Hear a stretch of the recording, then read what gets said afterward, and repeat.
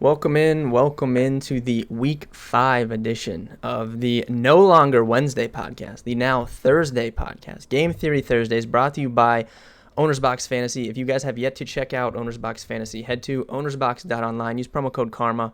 It gets you a $500 deposit match. It gets you a free $10 entry to their DFS contest for this week.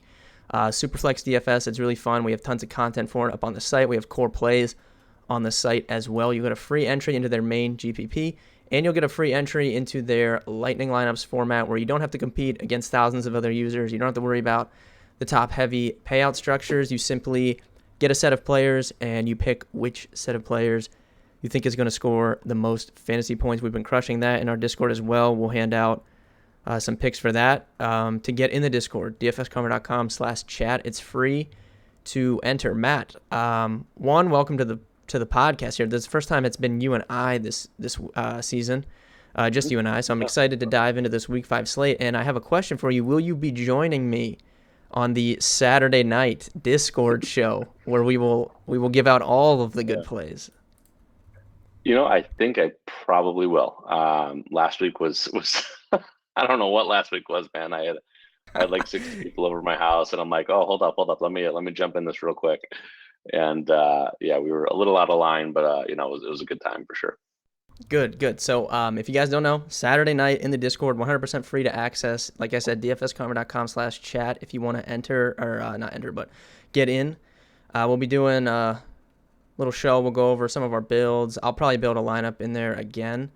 But yeah, Anthony will not be joining. Well, he says he's joining for a little bit, but he's out of town for a wedding this weekend, so he'll be playing the Matt role from last week, right? So he'll just hop in and say a bunch of nonsense. It's his brother's wedding. If he jumps in the Discord during I his think brother's wedding, like dude, he probably will. If I had to guess, I don't know. If I know him, he will hop in there. But yeah, we're here to talk Week 5. Matt and I are fresh off. If you guys watched the cash process, you guys know what happened. But Matt had the same team as me on Monday Night Showdown, so we're fresh off tilting, missing out on the Millie because Robbie Gould missed a field goal. So we're looking. I've never been so sad to win thousands of dollars. Yeah, it was so bad. We are here for some redemption in Week 5. So Matt, we'll start off here. Quarterback. I think for me personally, at least for like cash games, I think it's Josh Allen or Jalen Hurts, one of the two.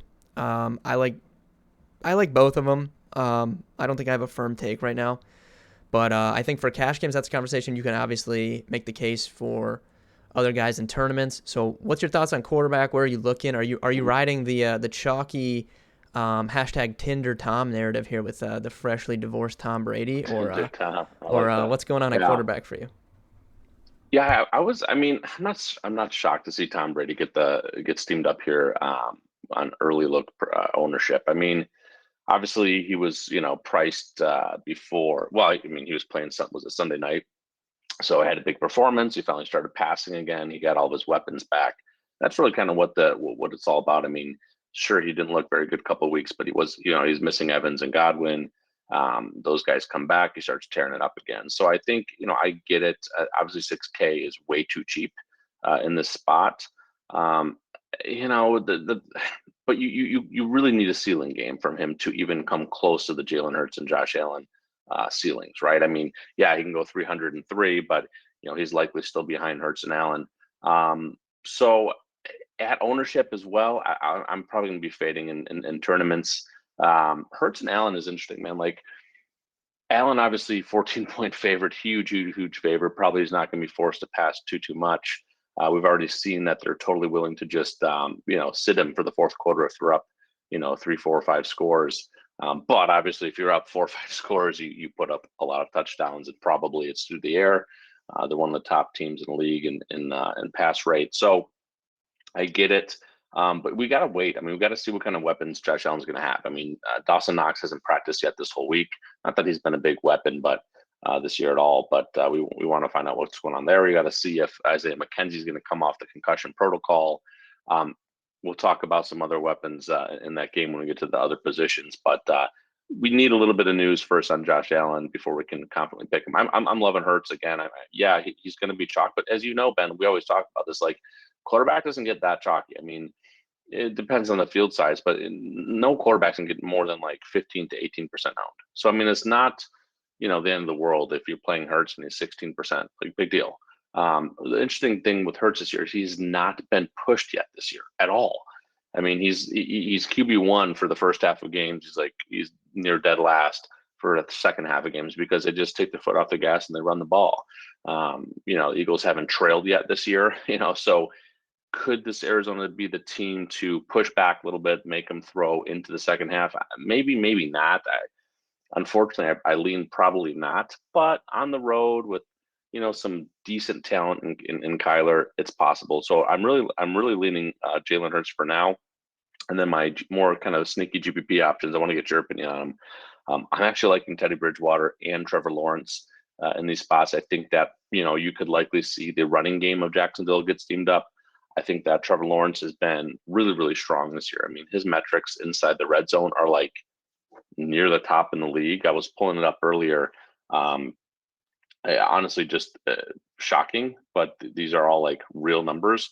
For quarterbacks that have at least 11 or more attempts inside the 10-yard line, he has the third highest completion rate. He has the second highest amount of touchdowns, 6 touchdowns to no interceptions.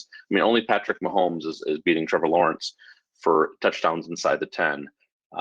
Just really strong. They're totally willing to pass once they get down deep. Obviously, Houston is a brutal secondary. Yes, you can also run on them.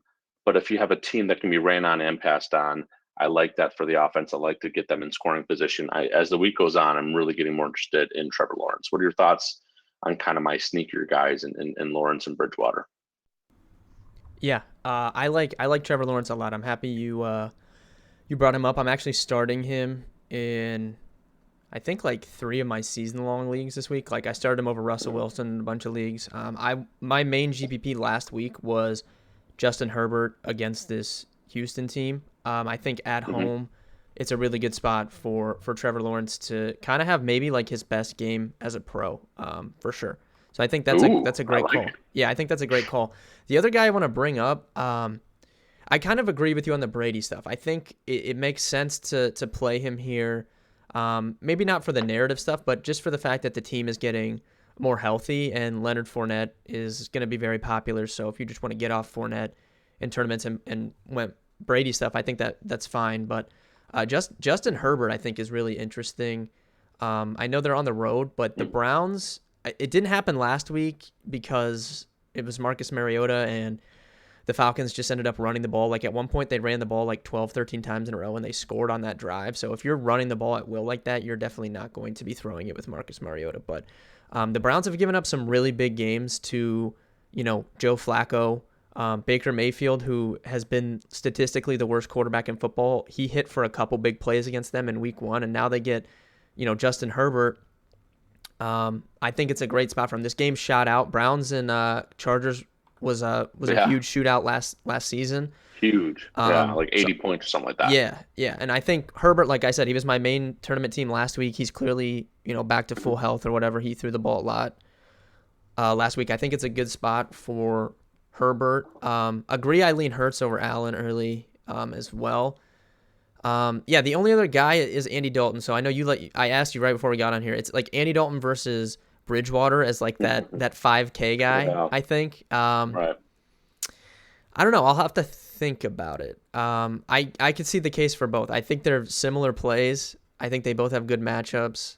Well, just look at the weapons, though, right? I mean, the scheme, 10 days to prepare, with Mike McDaniel, with Teddy, knowing that Teddy was going to be his guy, all 10 days.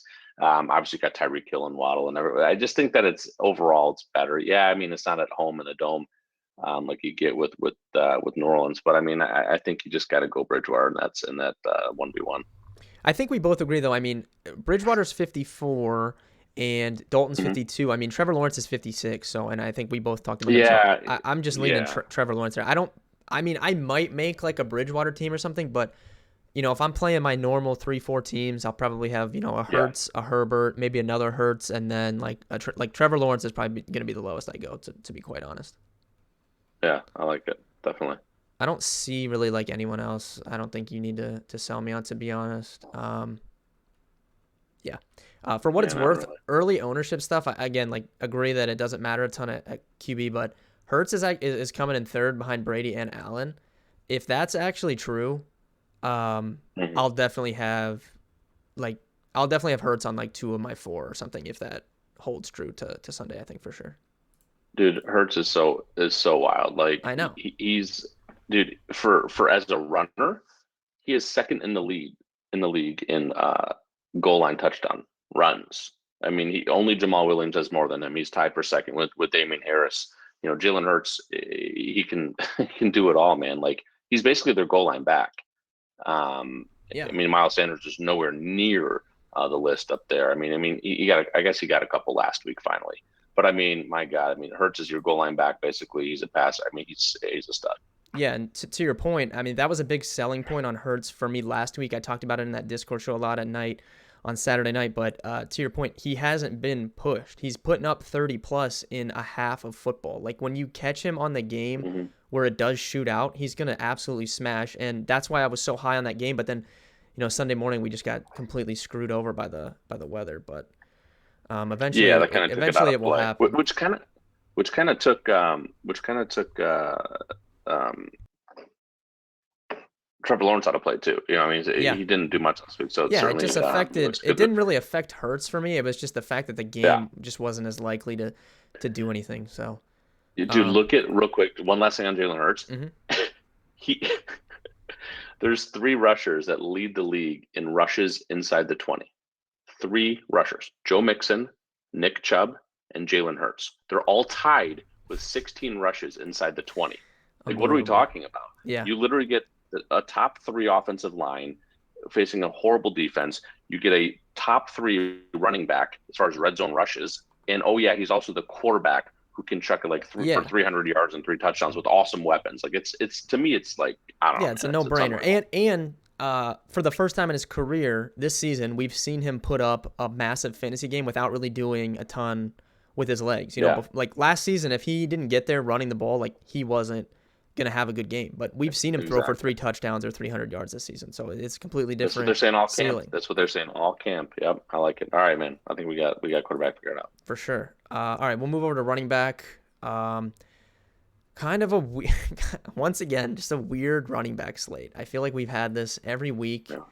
I mean, if we're looking at early ownership projections, Jeff Wilson Jr. at 55 on DraftKings, Leonard Fournette at 69 are pacing the field, both projected over 20% early. And then Alvin Kamara is third. Alvin, Alvin Kamara is 6,600 on DraftKings, man. Like, what is going I on here? know. At home against I know. Seattle. So that kind of looks like the chalkier plays. Yeah. What are you Mm. doing at running back here? Do you have anyone that sticks out? Aside from those chalkier guys, or what's your take on the chalkier guys? I guess. Yeah, I mean, I'm surprised Jeff Wilson Jr. is that popular on early looks because he's kind of a one-dimensional running back. He doesn't really get a lot of passing volume. I was on him early in the week thinking he'd be a little bit sneaky as just he's Yeah, totally I taken over said the that to backfield. Anthony. I was hoping he wasn't going to be Yeah, owned, and then we would be in on him. yeah.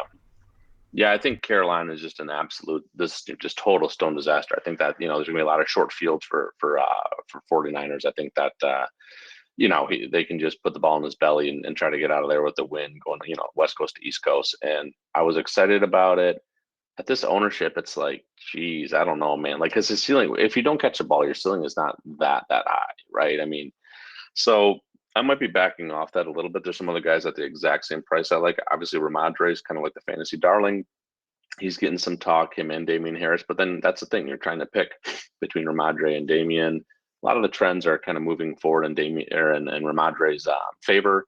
Certainly, he's the pass catcher of the two. The Lions are horrible, as far as defending the run. Um, it's kind of messy in that mid 5K range. There's a lot of options there. I will say Leonard Fournette, man, it's like that line is so bad. They're having so many problems, getting pushed, running the ball on Tampa. You guys average like 2 yards a carry last 2 weeks. Not that Atlanta's anything, you're worried about on the ground, but I just think that with Brady with his weapons back, they like to just move the ball via throwing it. I mean, that's just, most of last year, that's what they did. I think when he's got his weapons, he's happy to just sling it around. Obviously, the running game is not good. Just straight up, it's not good right now. Could you say, well, Atlanta with maybe no Pitts, who hasn't practiced yet this week, Atlanta now with no CPAT, who's their most dynamic, offensive player probably, could they just be horrible? And could Tampa just lean on the run? Yeah, they could, but now they're also including Rashad White in the mix last week, quite a bit actually. They even gave him a goal line touchdown, I believe. So I just think that Leonard Fournette at that ownership, I'm just going to fade. And it's not like he's that cheap. I mean, 6,900. Like he got bailed out by the pass last week, getting those 7 catches. But like obviously, it was another brutal day on the ground. 3 carries for was it like -3 yards? Was it? Yeah, 3 carries for -3 yards. He I mean, literally, he literally, he did get bailed. But I will say, like, I mean, they were down so quick. Like it was like they're down instantly 21 they were to down. 3. Yeah, Exactly. like it was like instant. I don't think that'll happen against Atlanta, but yeah. But he's not getting any push, man. I mean, no, he's a cash play. Yeah, He's a cash play. I will not play him in tournaments though, for sure. I agree with that. Yeah, I just think that when Tom Brady gets in there, he's got Evans, he's got Godwin. He just wants to get touchdown passes, man. Like, I don't know. He's gotten 0 rushing touchdowns on the year. I'm just not on Lenny. So it's like there's a few things, like you said. Yeah, like obviously we need to figure out Kamara. Like that's so cheap. We got to figure out how healthy he is, what this game script is going to be like, if he's playable. Dalvin Cook against one of the worst run defenses in the league, giving up the most rush attempts. Chicago is just a disaster. And Dalvin Cook at home. But Devin Cook was like wearing like a shoulder harness thing, and he's still banged up. They're giving more looks to Madison. So there's things you can poke holes there. I am pretty excited about Eckler. I mean, I definitely missed out on that last week. This guy has 25 targets. Am I reading this right? Yeah, 25 targets the last 3 weeks, dude. 7, 8, and 10 targets the last 3 weeks. 6, 8, and 9 catches on top of obviously rushing opportunities. He got 2 touchdowns on the ground last week. Cleveland is a team you can run on. I think that he's interesting at his price. I don't think he's going to get played much, especially at that price. I mean, yeah, he had a big week last week, but DFS is so sharp now. People just move on. I want to get your opinion on a couple of guys. I feel like Jamal Williams feels trappy. Yeah, he's crushing the most touchdowns in the league, blah, blah, blah, blah, blah. But he's not really involved in the passing game. New England's brutal against the run, but do we really want to play Jamal at 65 when you can play Alvin Kamara for 100 more? The guy I'm actually excited about, I will say, and I know it's like a theme. It's like I'm a Jacksonville guy now. But in lineups that I'm not playing Trevor Lawrence and his pass catchers, I like James Robinson, man. I think last week, he didn't get much run and they lost. I think they're going to want to go right back to him. Houston is, I mean, they're basically the dead last rush defense, right? I mean, they're giving up the most yards, most production by far on the ground. Anyone can just do whatever they want against them. I think that they're going to put the ball in James Robinson's belly quite a bit this week. Yeah, I'm still excited about Trevor Lawrence. So I'm just kind of excited about that offense in general, moving down the field. Other than that, and I thought he'd be popular, but now he's not. So I want to hear your opinion on James Robinson and then some of the other chalk guys that we mentioned. Yeah. I will not. We'll see on Kamara later on in the week, right? I think. Once again, though, this week, for the story for me, at least for tournaments, like cash games, I'll play the chalk, all day long. For tournaments, I think it's going to be the same thing I've done the last few weeks, and it's kind of just give me the guys in the range of the chalkier plays that just aren't going to be owned. So, yes, I like James Robinson. I mentioned him on the cash process. Houston is really, really bad run defense, and some of the metrics on Robinson aren't great, but he does have big playability. He's been bailed out by some long plays this season. They clearly still trust him more than ETN at this point, and if they're winning, for sure, I think he's going to get the ball a lot. Austin Eckler, I agree, I like a lot. I talked about Herbert. You can play Austin Eckler with Herbert too, if you want to. I think that's completely for sure. fine. Yeah, I think that's fine. Go ahead. Cleveland is the dead last graded run defense in the league, man. And Houston is the second to last, graded run defense. I mean, these are not good run defense, and you get, exciting guys like Robinson and Eckler on the other side. Yeah. And then another guy I really like, which I can't believe, but I like Devin Singletary at 6,100 in lineups that you're not playing any Bills. So, or any passing options. So I'm not a huge Singletary guy, but he's completely just phased out Zach Moss and James Cook after that first couple weeks. So the last 2 weeks, 80% of the snaps. He's gotten all but 8 carries, and he's got over a 15% target share as well. Like, they've went back to kind of what they were doing at the end of last year. They're feeding Singletary. TJ Watt being out is a big deal. Like, Pittsburgh hasn't played many good offenses for it to really be exploited. But if I don't have the numbers exactly pulled up, but if you look at on-off splits, it's TJ Watt on the field versus off the field. It's one of the most drastic splits in all of football. Like, they turn from like a top 3 defense to like outside the top 20 without him. Like, he has a legit case for like MVP of the NFL because they're so bad without him. And obviously I think the Bills will make him pay for that. So I think if you're not playing any Josh Allen or potential, like, we have like potential chalk situation with the Bills pass catchers. Like, if McKenzie's out and even if just McKenzie's out, people are going to talk themselves into this Khalil Shakir. He's like min priced. Crowder's going to be out. Kumaro, I think, is hurt as well. So, like, people are going to be playing some Bills pass catchers. Diggs will obviously get some ownership. So I think if you're not playing any of them, just play Singletary at 6,100. Yeah, I definitely don't mind that. My only fear, or, I don't know, kind of pushback, is that I do think they can build the lead via the pass, which is what they like to do. Obviously, they're passing at near the league high in pass rate. And I just, we've seen it in the past when they do pull the starters, that's when they start to give Zach Moss some run, in the third and fourth quarter, just to kind of, run out the clock almost. So that's the only thing I worry about, is that, yeah, he's the bell cow, but not if it's a blowout. I do not think he'd be getting the blowout carries in that situation. Yeah. I don't have a problem with that. I don't think I'd go on him, but I might include my team. Before we move on, Ramondre, I think, is fine. I don't think Ramondre will get too crazy in ownership where we're like, we don't want to play him in tournaments. I do prefer him to Harris if you're taking a New England guy. I think he has more pass catching upside as well, but yeah. Well, I guess 2 guys. Okay. Yeah, Breece Hall, I think, might end up kind of chalky. I don't like him if he's chalky. If he's not chalky, you can maybe sell in it. He's actually 3rd on the slate in weighted opportunity, which I never would have really guessed. Off the top of my head, he wouldn't have been one of my first guesses anyway. And then the other guy is all the way up at Derrick Henry. He's kind of come on the last few weeks. Pretty good matchup against Washington, honestly. Their run defense hasn't been like as good as I thought. And if he's going, I mean, we know he has, slate breaking upside. And we like to play him when he's not owned because of all the things that can happen to him. Like, if they get down, like, he's just not going to be involved. But if he's not going to be owned, I think for tournaments you could probably consider it. Yeah, I would be a little cautious of Breece Hall. I mean, Miami's actually a really good run defense, number 1 graded run defense in the league, not giving up very much production at all to running backs. I just think that I'm a little low on the Jets offense as a whole, with Zach Wilson coming in there and just looking nervous and throwing picks. And again, McDaniel, 10 days to prepare. I don't know. I'm not too excited about Breece Hall. Yeah, all the metrics are sliding his way. It all looks good. I would just probably wait for a little bit better of a matchup. Yeah. Not to mention, Jets are passing at the highest rate in the league. I mean, Jets yet again are passing at the number 1 rate, just like last year. So. Yeah, I think if he's chalk, I will not. Like, I'm not even considering him for cash, really. Like, no way. Even if he's chalk, I think I'm out. But would you play Mostert in this spot?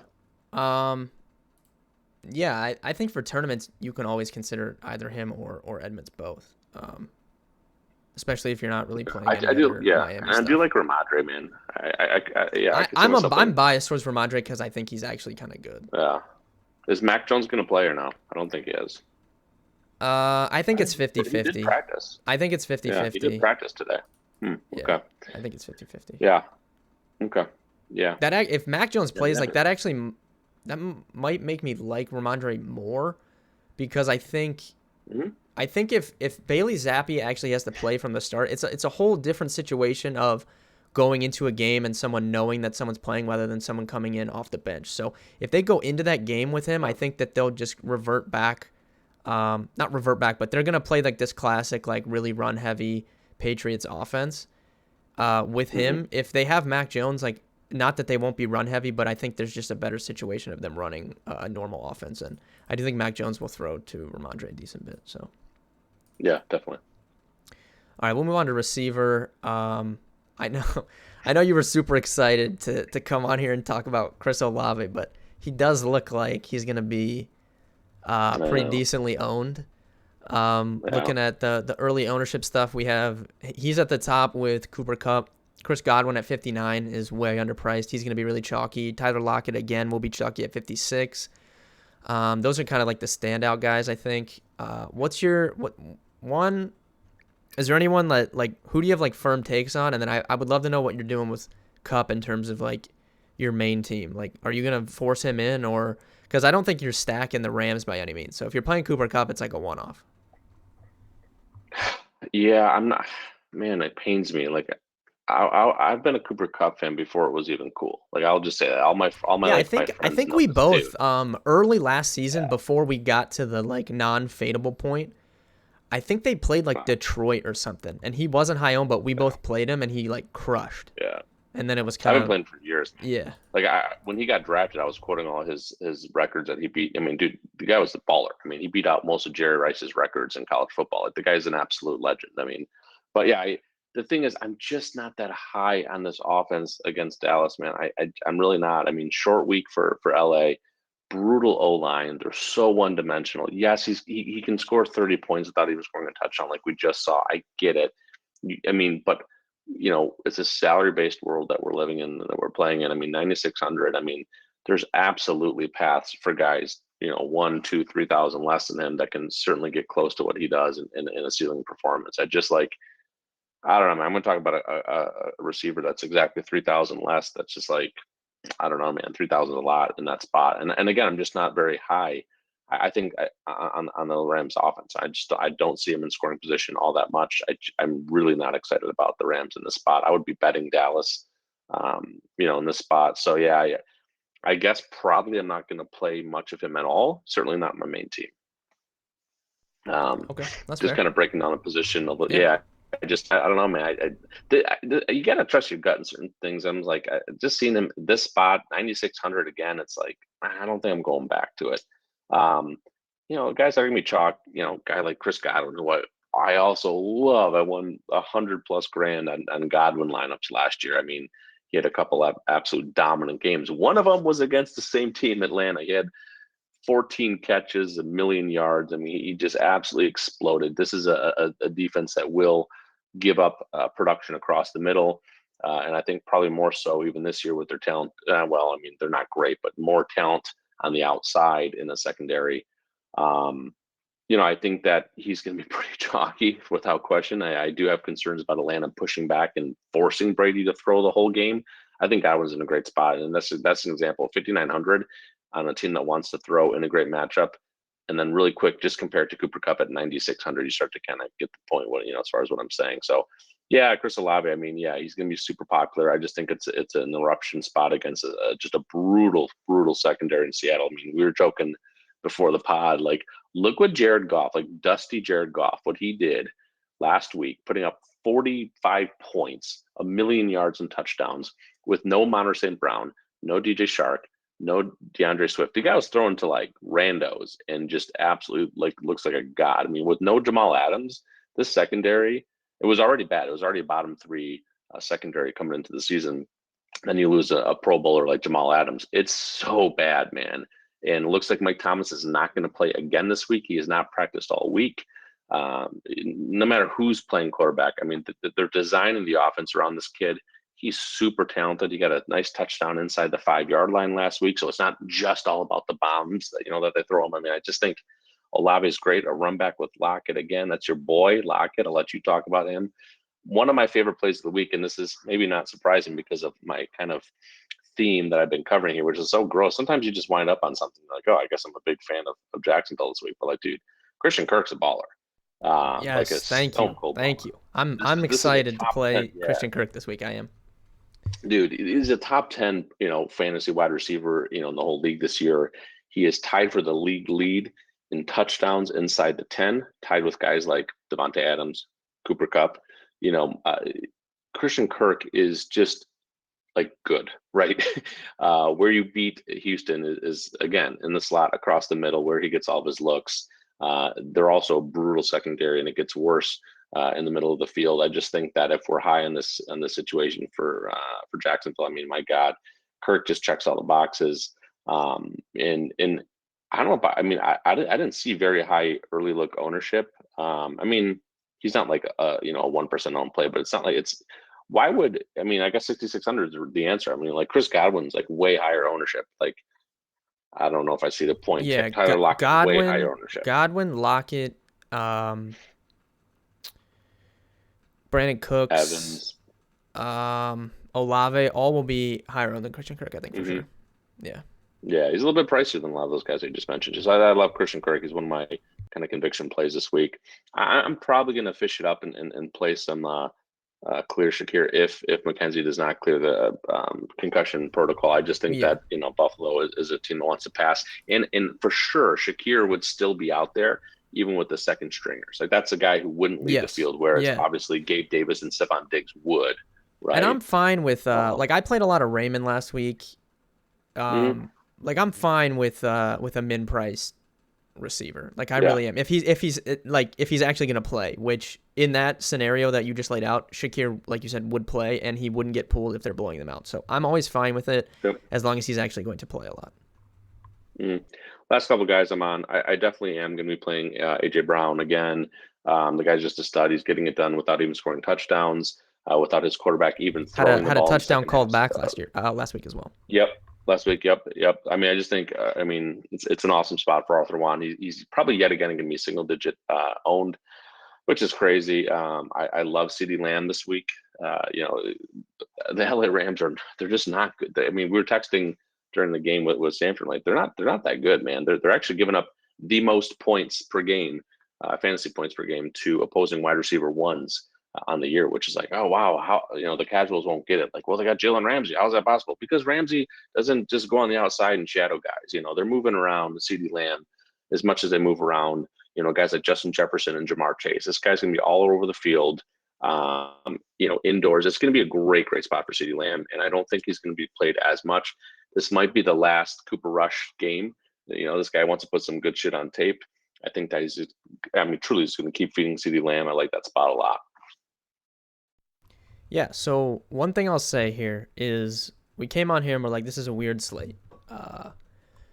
One thing I know is in years past, Matt, when you and I come on the podcast together, and we're on a lot of the same plays.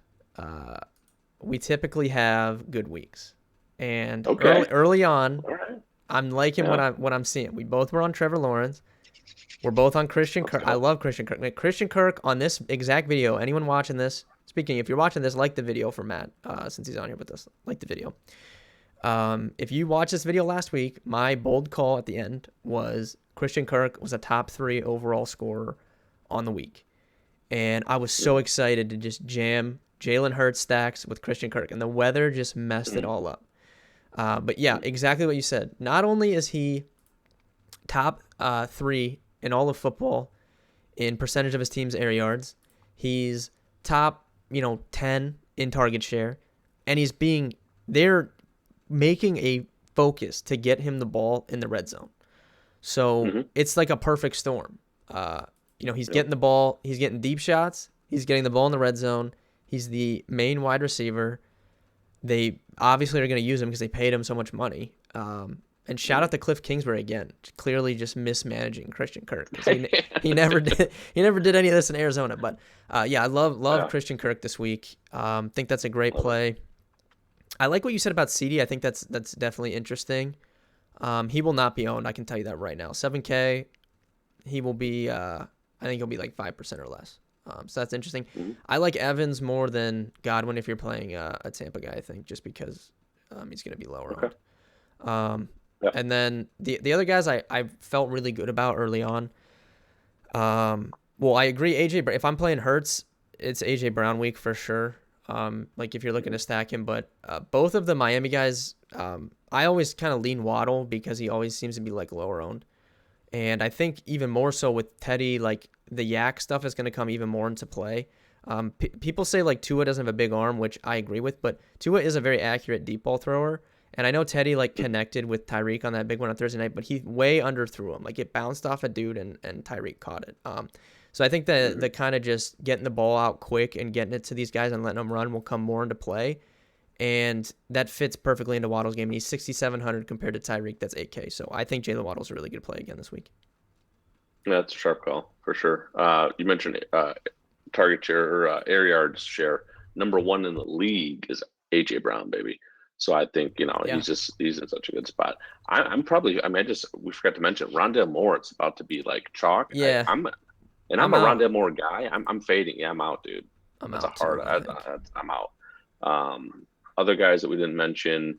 Brandon Cooks always get looks. I don't know, man. I don't see if it. you're playing Lawrence Kirk, you can use Cooks, I think, for sure. But You can, do you but it's have forcing to? it. No. Yeah, I don't think you have to. No.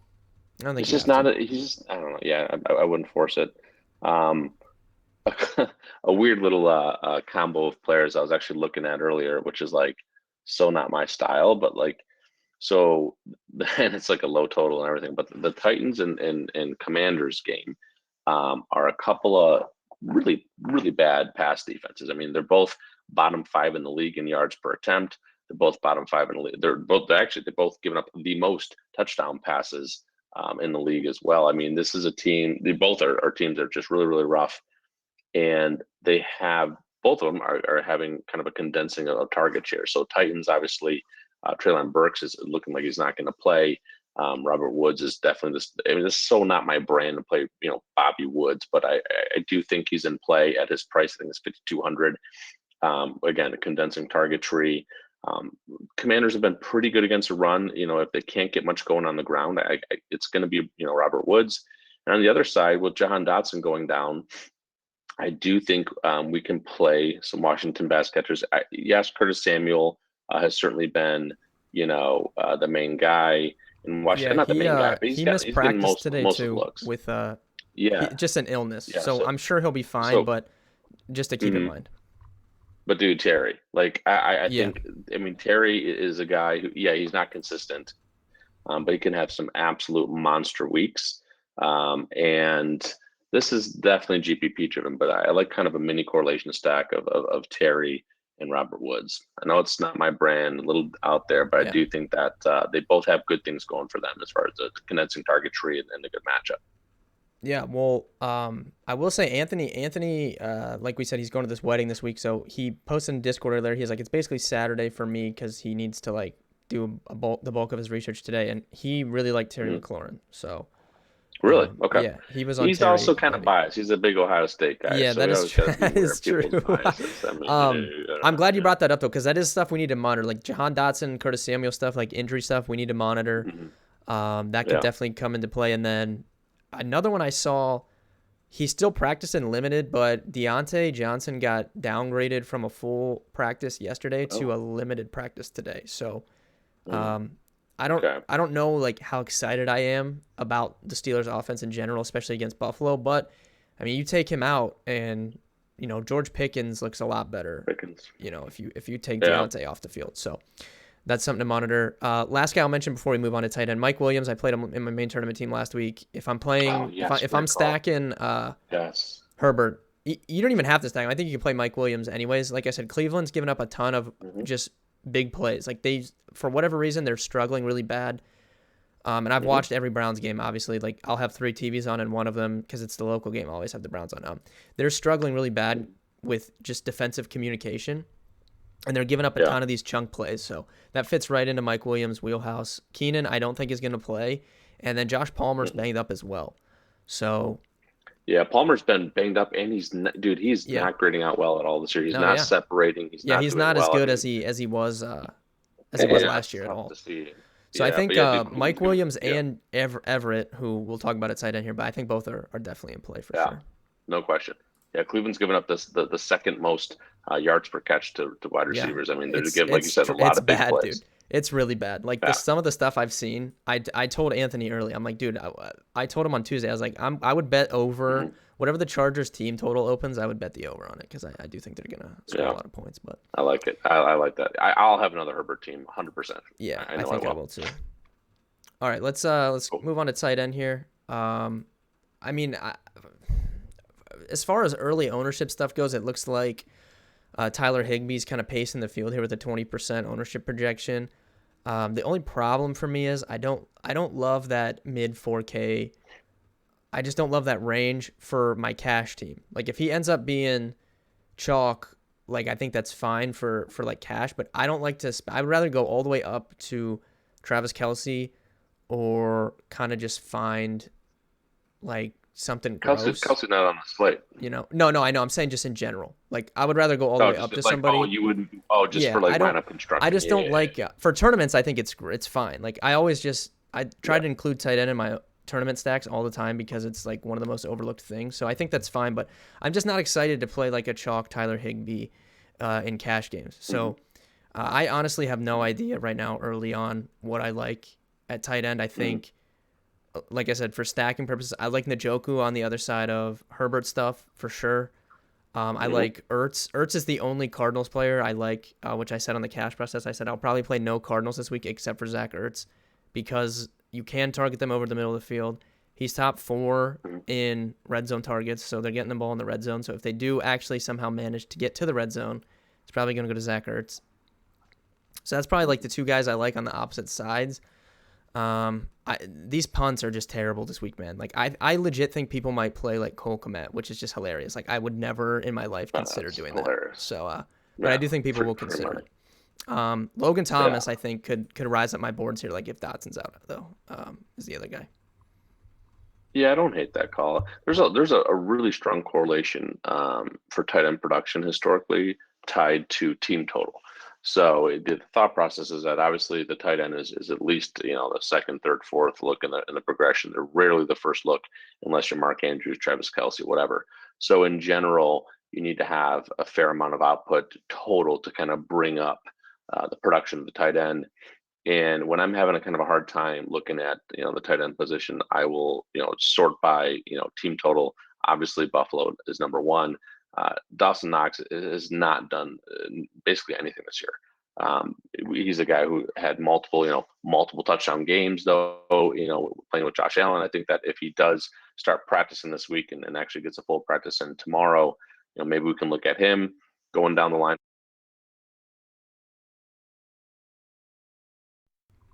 I think you clicked your mic, Matt. You're muted. Oh, my bad. Yeah, when did I cut off?